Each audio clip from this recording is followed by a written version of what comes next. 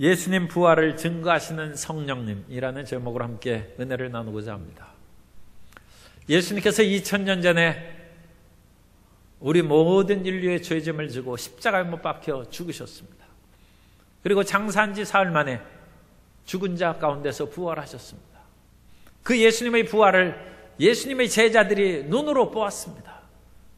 그래서 예수님의 부활을 증거했습니다. 그런데 그것으로 그친 것이 아닙니다.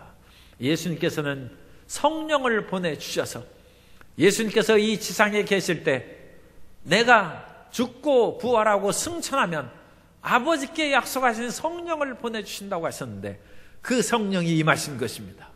남녀노유 빈부 귀천을 막론하고 예수님을 믿는 사람들에게는 성령이 임하시는 복을 내려주신 것입니다. 그러므로 성령의 강림은 부활이 증거가 되는 것입니다. 예수님이 부활했다는 확실한 증거가 성령님이 오신 것입니다. 이 성령님께서는 2000년이 지난 오늘날에도 예수님을 믿는 사람들이 심령의 충만이 거하십니다. 오늘 우리가 성령의 충만을 받으면 내 안에 예수님이 부활하신 줄 믿습니다. 우리의 모든 생활의 삶을 통하여 부활하신 예수님을 드러내는 삶이 되는 것입니다. 오늘 성령의 임하심이 예수 그리스도의 부활의 증거인 것에 대해서 함께 말씀을 나누고자 합니다. 첫째로 예수님의 부활의 증인들이 무수하게 많이 있습니다. 사도 바울은 예수님께서 십자가에 못 박혀 죽으신 것을 분명히 고린도전서 15장 3절 이하에서 말씀합니다. 내가 받은 것을 먼저 너에게 전하였노니 이는 성경대로 그리스도께서 우리를 위하여 죽으시고 장사 지낸 바 되셨다가 성경대로 사흘 만에 다시 살아나셨다고 말씀합니다. 이 다시 살아난 것을 그럼 누가 보았습니까? 사도 바울은 고린도전서 15장 5절 이하에서 무수한 증인들을 얘기합니다. 게바에게 보이시고 후에 12 제자에게와 그 외에 500여 명 형제에게 일시에 보이셨나니 그 중에 지금까지 대다수는 살아있고 어떤 사람은 잠들었으며 그 외에 야고보에게 보이셨으며 그 외에 모든 사도에게와 맨 나중에 만삭되지 못하여 난 자 같은 내게도 보이셨느니라. 사도 바울이 무수한 증인을 얘기하고 있습니다만 이것도 간추린 것입니다. 예수님의 부활을 처음 목격한 사람은 막달라 마리아입니다. 여인들이 예수님의 부활을 처음 목격했습니다. 왜냐하면 예수님이 십자가에 못 박혀 죽으셨을 때 그 여인들이 예수님이 어디에 묻히는지 동굴 무덤에 찾아가서 확인을 하고 새벽 미명에 아직 안식일 토요일이 지나고 일요일 주일날 새벽 어두움에 여자들이 찾아갔는데 가보니까 무덤이 비어있는 것입니다. 그때 마리아가 울면서 예수님의 시신이 어디 갔을까 찾고 헤매었습니다. 요한복음 20장 15절 이하에 보면 예수께서 이르시되 여자여 어찌하여 울며 누구를 찾느냐 하시니 마리아는 그가 동산직인 줄 알고 이르되 주여 당신이 옮겼거든 어디에 두었는지 내게 이르소서 그리하면 내가 가져가리이다. 예수께서 마리아야 하시거늘 마리아가 돌이켜 히브리 말로 라보니여 하니 예수께서 이르시되 나를 붙들지 말라. 내가 아직 아버지께로 올라가지 아니하였노라. 너는 내 형제들에게 가서 이르되 내가 내 아버지 곧 너희의 아버지 내 하나님 곧 너희 하나님께로 올라간다 하라 하시니. 그리고 마리아가 기쁨 가운데 다른 여인들과 함께 제자들에게 알리러 갈 때 그 여인들에게 예수님께서 나타나셨습니다. 그리고 그 여인들이 예수님의 제자들이 모인 곳에 가서 우리가 부활하신 예수님을 만났다. 무덤은 비어 있었다 하니까 베드로가 요한과 더불어 벌떡 일어나서 무덤으로 달려갔어요. 그래서 주님께서 시몬 베드로 게바에게 보이시고 그 후에 예수님께서 도마가 없을 때 사도들에게 다 나타나시고 또 디베랴 호수에서 갈릴리 호수에서 7 제자들에게 나타나시고 500여 명의 형제들에게 나타나시고 또 예수님의 친동생인 야고보에게도 나타나시고 그래서 예수님이 살아계실 때는 예수님의 동생들이 육체의 형제들이 안 믿었습니다. 그러나 부활하신 후에 예수님께서 나타나셔서 예수님의 첫 번째 동생이 야고보입니다. 그 야고보에게 나타나시고 다른 동생들에게도 나타나셨을지 모릅니다만 어쨌든 가장 큰 동생에게 나타나셨던가 다 본 거나 마찬가지죠.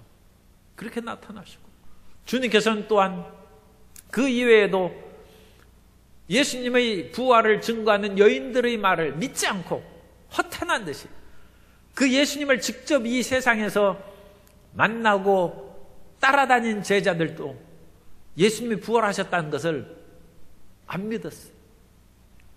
우리가 허탄한 얘기를 들었다. 그래서 그 두 사람이 엠마오로 내려가고 있어요.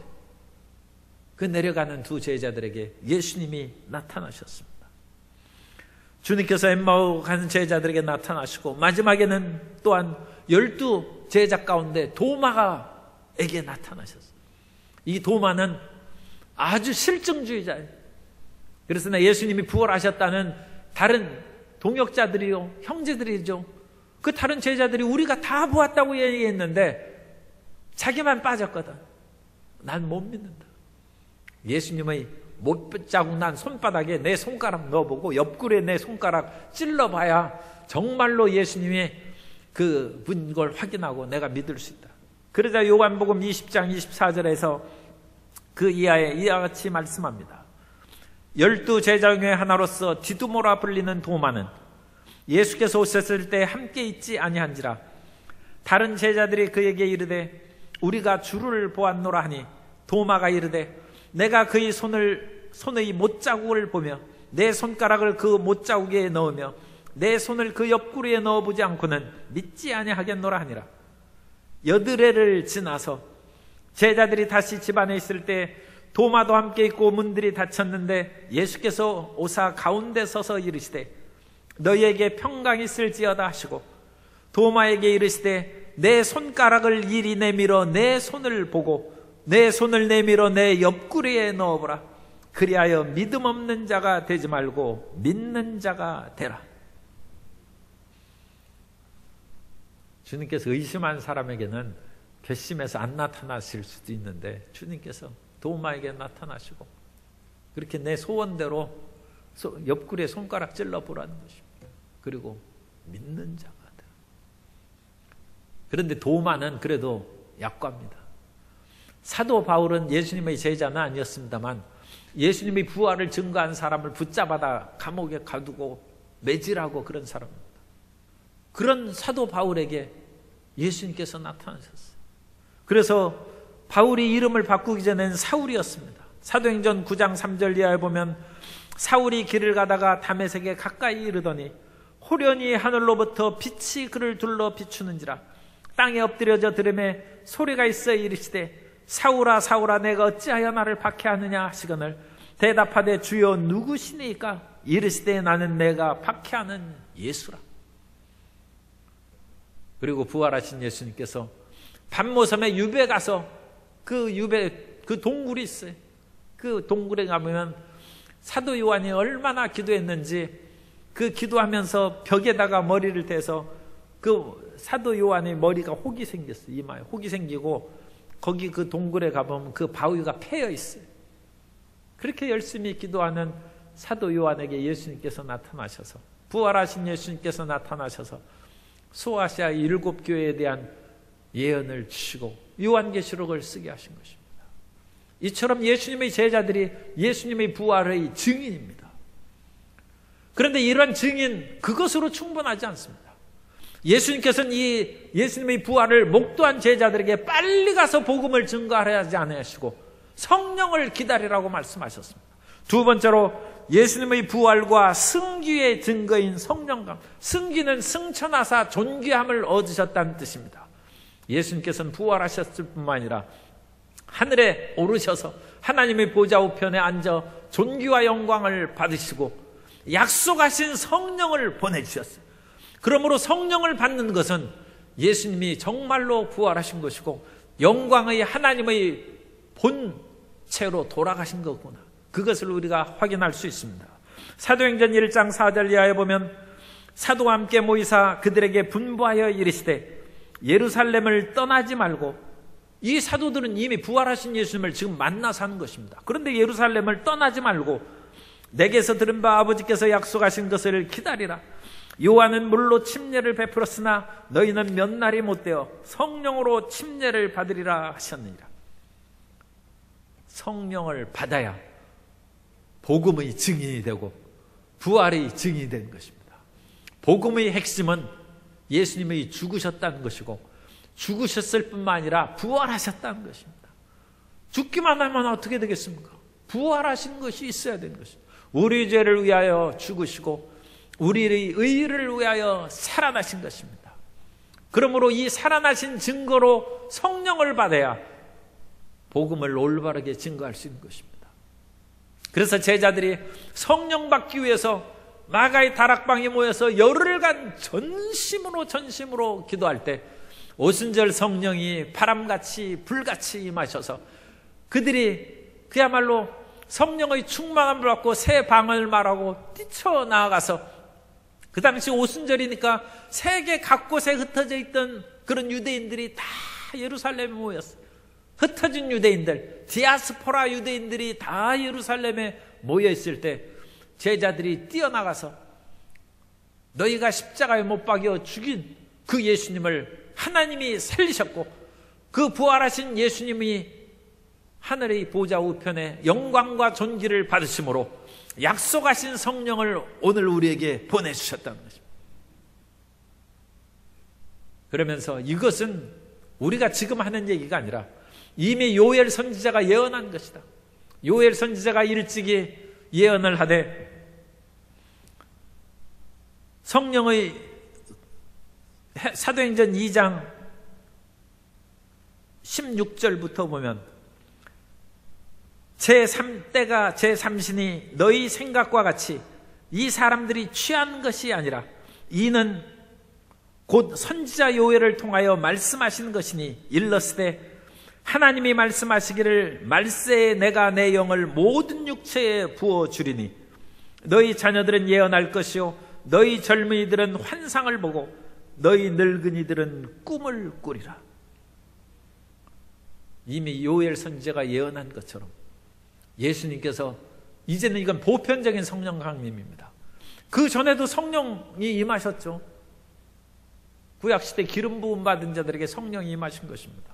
그러나 요엘 선지자가 얘기한 것은 이제는 남녀노소 너희 어린이들이 예언한다는 것입니다.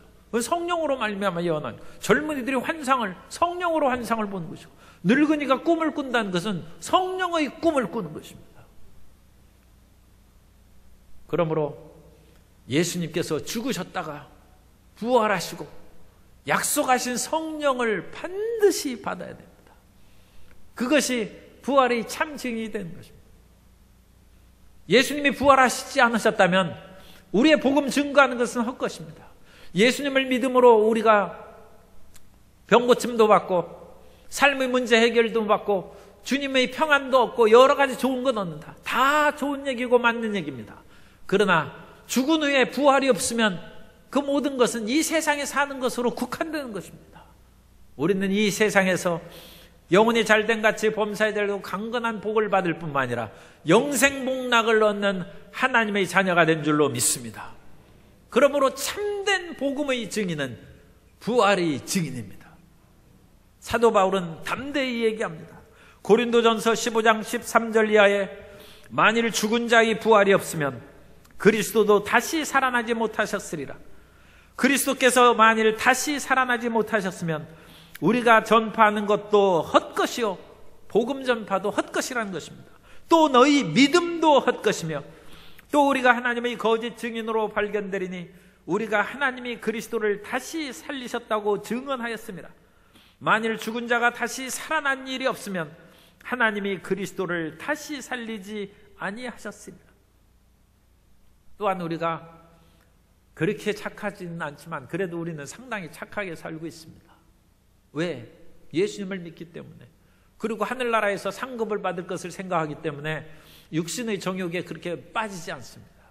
그런데 만일 부활이 없다면 마음껏 즐기며 살아야죠. 부활도 없는데 그와 같이 자기 자신을 쳐서 그 자기의 마음의 육신의 정욕, 뭐 별로 좋은 것은 아닙니다만 어쨌든 육신의 정욕과 안목의 정욕과 이생의 자랑을 억누르며 사는 것은 불쌍한 것이라는 것입니다. 그러나 부활이 있기 때문에 우리는 그런 소망으로 거룩하게 살아가는 것입니다. 표준 세번역으로 고린도전서 15장 19절을 읽어드립니다. 그리스도 안에서 우리가 바라는 것이 이 세상에만 해당되는 것이라면 우리는 모든 사람 가운데서 가장 불쌍한 사람일 것입니다. 그러나 우리가 부활이 있기 때문에 참고 사는 것이 잘하는 것입니다. 정욕대로 사는 것은 비참하게 끝난 것이고 지옥의 형벌이 기다리는 것입니다. 그러나 우리가 우리 자신을 쳐서 그리스도의 영광을 위하여 살아가는 그 삶은 불쌍한 삶이 아니라 영광을 예비하는 사람이고 가장 훌륭하게 저축하며 살아가고 내일을 보장받는 삶을 살아가는 것인 줄 믿습니다. 세 번째로, 오늘날 예수님 부활의 증거인 성령님과 동행하는 그리스도인의 삶이 부활의 증거입니다.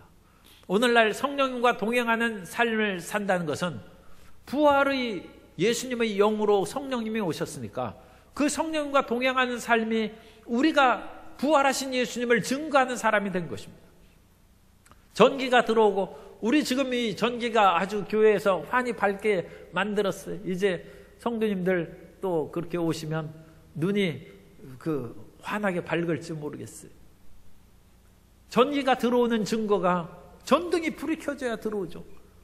오늘날 예수님이 부활하셨는데 그 부활하신 증거는 오늘날 예수 믿는 사람들이 부활의 예수를 드러내는 것입니다. 오늘날 크리스찬의 삶이 예수님의 부활을 증거하는 것입니다. 그러면 어떤 크리스찬의 삶이 부활을 증거하는 것입니까? 그 크리스찬의 삶은 성령님과 동행하는 삶이 예수님을 증거하는 것입니다. 왜냐하면 성령님이 부활의 약속으로 성령이 오셨지 않습니까? 예수님 부활의 약속으로 성령님께서 오셨으니까 오늘날 우리가 그냥 예수 믿는 것으로 다 되는 것이 아니라 예수님을 믿었으면 성령님과 항상 동행하는 삶을 살아야 될 줄로 믿습니다. 그러므로 성도 여러분, 항상 성령님을 인정하고 환영하고 모셔드리고 의지하고 성령과 더불어 동행하면 전등에 불이 환하게 지금 밝은 것처럼 우리 속에 부활의 예수님의 영이 환하게 드러난 줄 믿습니다. 그래서 우리가 성령님과 동행해야 되는데 성령님과 동행하는 삶을 살기 위해서는 우리가 거룩하게 살아야 돼요. 왜냐하면 이 세상에도 참새는 참새끼리, 제비는 제비끼리 모여 유유상종이라고 합니다. 그런데 주님께서 말씀하셨어요. 내가 거룩하니 너희도 거룩하라고 했어요. 거룩하신 하나님과 더불어 같이 살아가려면 우리도 거룩해야죠. 하나님께서 우리처럼 그와 같이 잘못을 범하라 그럴 수는 없지 않습니까? 그죠? 그런 건 있을 수도 없죠. 그리고 우리가 거룩함으로 나아가야 돼요. 교회에서 올해는 벌써 벚꽃 다 쳤어요. 산수유도 지고 매화꽃도 지고 철쭉도 아직 이제 피고 있습니다만 어쨌든 개나리 진달래도 차셨어요. 그리고 우리 성도님들이 야외에 못 가서 어떡합니까? 안타깝죠. 그런데 성도님들하고 같이 갈 때가 그렇게 많지는 않습니다만 그래도 같이 가면 꼭 나를 혼자 앞에 그래 앉으면 내 옆에 안 앉아요. 왜 안 앉는가? 물론 내 옆에는 물하고 이제 간식을 줘서 옆에다가 그것도 다른 사람은 1개 주는데 난 2, 3개 줘서 푸짐하게 쌓아놓고 있어요. 그거 드시면서 가라고 하는데 또 다른 그 속셈이 있어요. 왜냐하면 내 옆에 앉으면 불편해. 마음껏 드시지도 못하고 거기서 이렇게 해서 또 나하고 다른 그 친구 권사님하고 그 소근소근 하면서 얼마든지 갈 수 있는데 내 귀에다가 소근대면 또 수상하잖아요. 그러니까 불편하니까 안 앉는 거예요. 그런데 성령님과 동행하는 삶이 불편한 삶이 되면 되겠습니까? 그죠? 성령님이 옆에 계시면 좋을 때는 좋지만 불편해. 그러면 항상 동행하지 못하죠. 그러나 성령은 자나 깨나 앉으나 서나 항상 동행해야 될 줄로 믿습니다. 할 수 없어요. 우리가 세상에 대한 욕심을 자꾸 줄이고 자꾸 거룩하게 살아가면 살아갈수록 성령님이 더 많이 동행하는 줄 믿으시기 바랍니다. 그래서 우리는 항상 성령님과 동행하면서 그 말을 끊임없이 반복하고 되뇌이면서도 무엇인가 불편하다는 것은 무엇인가 아직도 내게 부족하고 아직 덜 헌신했다는 것이죠. 그것을 줄여버리면 우리 속에 성령께서 충만히 임하시고 부활의 예수님께서 우리의 삶을 통하여 충만하게 나타나게 되실 줄 믿습니다. 뿐만 아니라 우리가 행하고 말하는 그 모든 것이 성령의 뜻에 따라서 행하고 말할 때 성령님이 드러나는 것입니다. 그런데 성령님께서는 예수님을 드러내신 것입니다.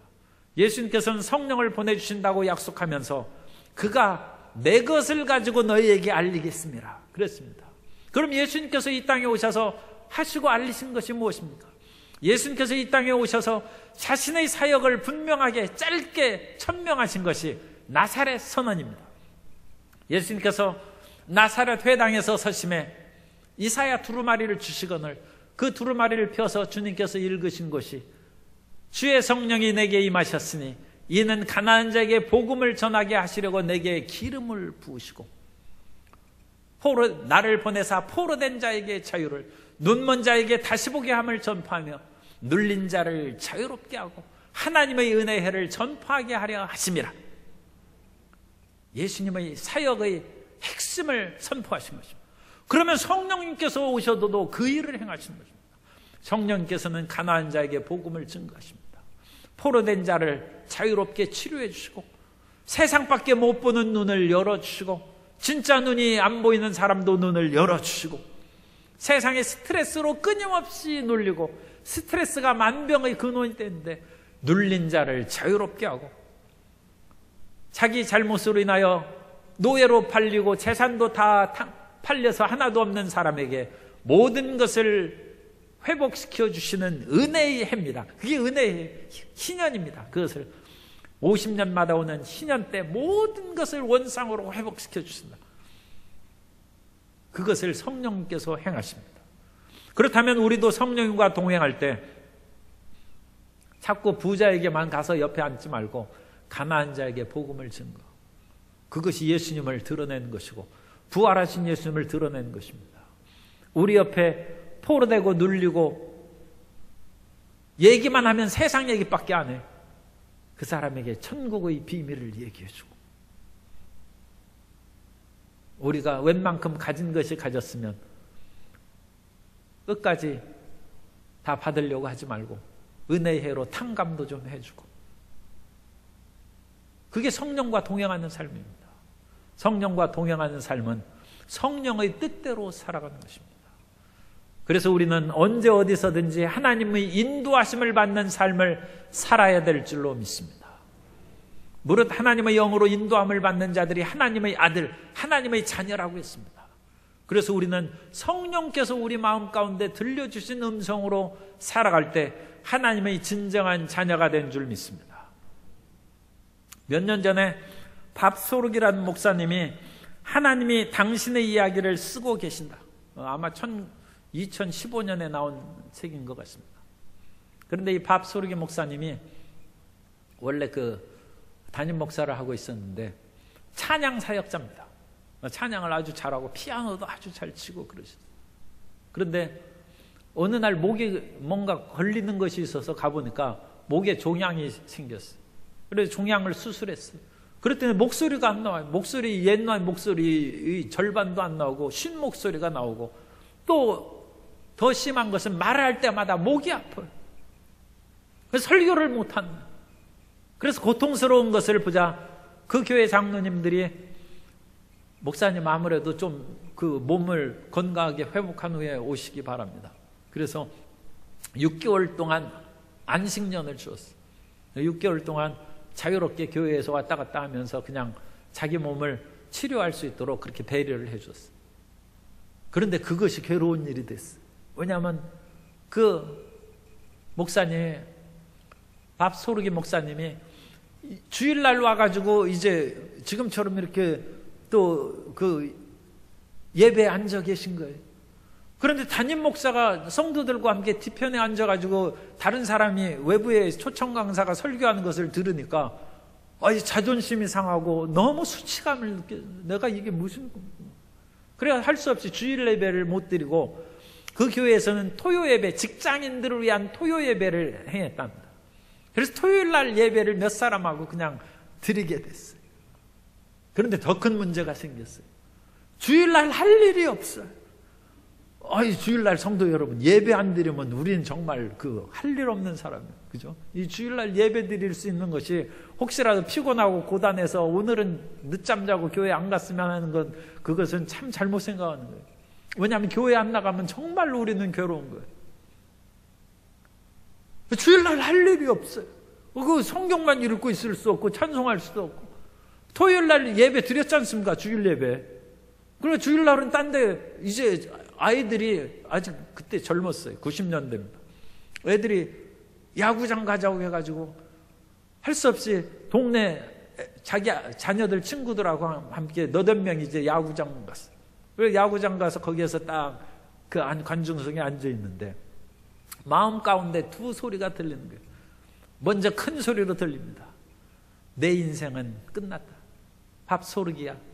네 꼴이 무엇이냐? 네가 목사냐? 주일날 야구장에 오는 목사가 어디 있느냐? 하나님은 너를 버리셨다. 너는 정말 끝장났다. 그 음성이 들립니다. 그런데 또 한편으로 세미한 음성이 들립니다. 사랑하는 내 아들아, 내가 너를 버리지 않았다. 네가 비록 목이 아프고 소리가 나오지 않아서 야구장에 와 있지만 나는 내 편이다. 나는 항상 너를 사랑한다. 그것으로 지금 야구 구경해야 되는데 정신이 없어요. 그때 외야석에 사람들이 앉아있는 사람들이 있어요. 그 옆에 이제 앉아있는 분들 있고, 저 끝에 외야석에 이렇게 앉아있는 관중은 공 넘어오면 그거 잡으려고 거기 앉아있어요. 그래가지고 그 목사님이, 주님, 조금 너무나 단순하고 어느 면으로는 좀 허황된 것 같지만 제가 여기에서 날아오는 공을 잡으면 하나님이 나를 사랑하신다는 걸 제가 믿겠습니다. 그러고 나서 하나님께서 내 세미한 음성으로 난 너를 버리지 않았다. 네가 비록 목사로서 주일날 야구장에 앉아있을지라도 나는 너를 사랑한다. 그거 참 믿기 어렵죠. 그렇지만 그것을 제가 믿겠습니다. 그런데 1회, 2회, 3회 지나도록 공이 안 날라와요. 그런데 6회 돼가지고 기적 같은 일이 나타났어요. 파울볼인데 자기 쪽으로 공이 날아오는 거예요. 그래서 수십 명이 일제히 일어나서 공을 잡으려고 그러는데 공은 자기 쪽으로 안 날아왔어요. 자기 그 블록으로는 왔지만 자기 편이 아니라 딴 데로 이렇게 갔는데 희한하게 그 공에 가가지고 기둥에 딱 맞아가지고 밥소르기 목사님 앞으로 딱 가서 쫙 잡았어요. 그걸 잡으면서 주님 저를 사랑하시는 거예요. 저도 주님을 붙잡겠습니다. 야구공을 잡은 것이 아니라 자기는 그 비탄과 고통의 자리에서 예수님을 붙잡았다. 그리고 그때로부터 목소리가 나오지 않아서 찬양 사역자로서는 한물같죠. 예배 사역자로서 2018년도에도 서울에 왔습니다. 그 사역자로 많은 사람들에게 감동과 끈질긴 믿음의 인내를 심어줬습니다. 사도 바울이 3번 간구하였어도 내 은혜가 내게 족하다. 이는 내 약할 때 오히려 강함이라는 그 말씀을 깨달았다. 그러면서 하나님께서는 지금도 당신 이야기를 써가고 계십니다. 지금 절망과 좌절이 있을지라도 그게 인생 끝으로 가끔 사람들이 그냥 거기에서 끝내버린 사람이 얼마나 참 안타깝고 비참한 것입니까? 아니야, 인생을 끝날 때 왜 가장 비참하고 어두운 때 자기 인생을 마무리합니까? 그건 자기 스스로 손해죠. 어두운 골짜기로 내려간 후에는 반드시 다시 솟아오르게 될 줄로 믿습니다. 그 이야기를 써야죠. 그것을 자기 인생으로 삼아야지 밑바닥으로 내려갔다고 해서 인생 끝내버리면 그건 얼마나 슬프고 비참한 것입니까? 하나님께서는 가장 낮은 곳에서부터 우리를 일으키셔서 하나님의 위대함을 드러내는 간증을 쓰신 줄 믿습니다. 그 가장 위대한 간증이 예수님께서 십자가에 죽으셨다는 것이고 예수님께서 부활하셨다는 것입니다. 그 부활하신 예수님을 믿고 부활하신 예수님께서 보내신 성령님과 동행하면 가장 밑바닥에 처한 우리의 인생도 다시 일어나 부활하신 예수를 증거하게 될 줄로 믿습니다. 성령과 동행함으로 부활하신 예수님을 증거하는 모든 성도님 되시기를 예수님의 이름으로 축원합니다. 예수님의 직계 제자만이 예수님의 부활을 체험한 것이 아닙니다. 그 제자와 그 다음 사람들도 성령의 충만함을 받음으로써 예수님의 부활의 확실한 증거를 체험했고 오늘날 2000년이 지나서도 성령과 동행하는 사람들은 어떤 삶의 밑바닥에서도 다시 떠오르는 부활을 체험함으로 살아계신 예수님을 증거하게 될 줄로 믿습니다. 그 위대한 부활의 은총이 모든 성도님들에게 임하게 되시기를 예수님 이름으로 축원합니다.